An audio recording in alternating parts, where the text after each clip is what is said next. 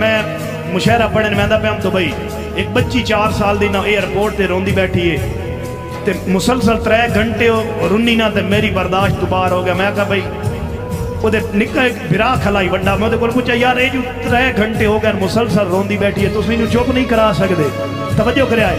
उसने कहा भाईजान इहदे वालदा नू फौत होया तकरीबन 7 महीने होए ते हुण इहदा वालिद यूरोप वहंदा पे ते अपने वालिद नू आदी भई अब्बू तू ना वंज मैं लुकी रह वैसा।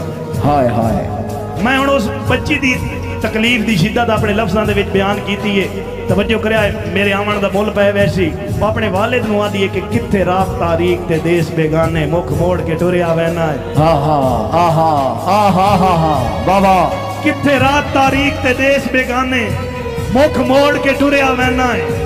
साडा सांगा नाल जुदाइयां दे पक्का जोड़ के उमान आलिया साडा सांगा नाल जुदाइयां दे पक्का जोड़ के टुरिया वहना है। कच्ची डोर आई कच्चियां सावां दी तू त्रोड़ के टुरिया वहना है।